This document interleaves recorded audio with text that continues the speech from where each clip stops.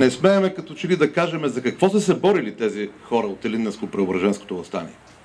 Тези хора започнаха да се борят много преди Илинденско-Преображенското въстание. Още след Берлинския конгрес, който раздели Сан-Стефанска България на 5 части, именно тук в Пиринска Македония, избухна първото въстание срещу разделянето на българските земи. Кресненско-Разложкото въстание. Едно въстание, което показа на света тогава и както неговите организатори написаха: в нашите жили тече кръвта на българските царе Крум и Симеон. Те не пишеха нито за Александър Македонски, нито за Тито, нито за Георги Димитров, нито за всички онези, които в последствие се опитваха да фалшифицират българската история. Тези хора показаха на света, че българина, макар и разделен, не се е примирил със своята съдба и е готов да се бори за своето освобождение и обединение с Отечеството. Именно поради тази причина преди 120 години в Солун беше създадена и вътрешната Македоно-Одринска революционна организация. Именно преди 110 години, вследствие на 10 годишната работа на тази организация, избухна въстанието, което някои наричат Илинденско-Преображенско, други наричат Илинденско-Преображенско-Кръстовденско. Истината е, че това е българското въстание в Македония и Одринска Тракия, което беше организирано от една организация. То започна на различни дати, съвсем умишлено. Защото ако той избухна на 20 юли в най-западните части на Македония, в Битолския вилает, Битолско, Костурско, Леринско, Воденско, сега територии, останали в пределите на Гърция. След това продължи в Одринска Тракия с идеята да се даде сражение на врага под портите на неговата столица и да се забави придвижването на войските, то последната част от въстанието беше именно въстанието избухнало на Кръстовден, 1903 година. И тогава се случи нещо, което много малко хора очакваха. До тогава разделени на върховисти и на вътрешни, дейците на тази организация си подадоха ръка и заедно, рамо до рамо, вчерашните непреодолими противници седнаха, т.е. застанаха и легнаха в окопите един до друг.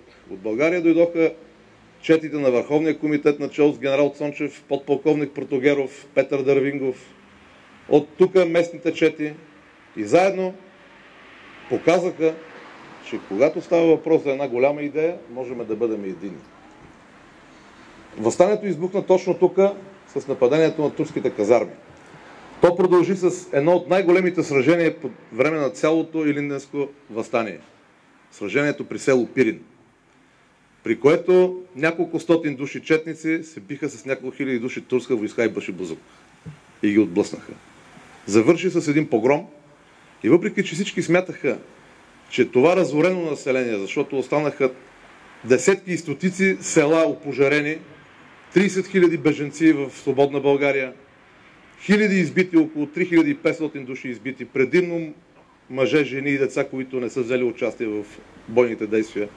Всички смятаха, че са потушили българския дух. Но само няколко месеца по-късно първите чети отново започнаха да навлизат в поробя на Македония.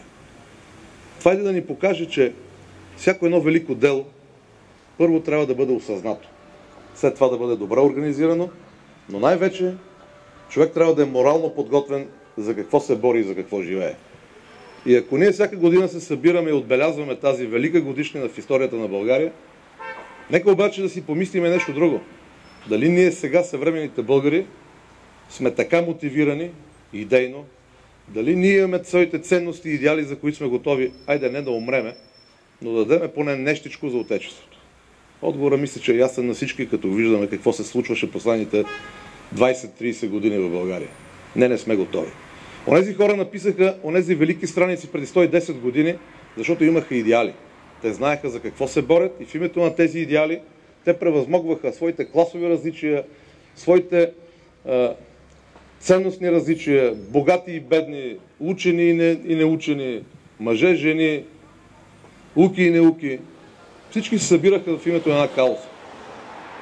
Това само потвърждава стария български девиз, че когато ние като нация имаме посока, имаме мотивация, ние можем да преодолеем всяка една трудност.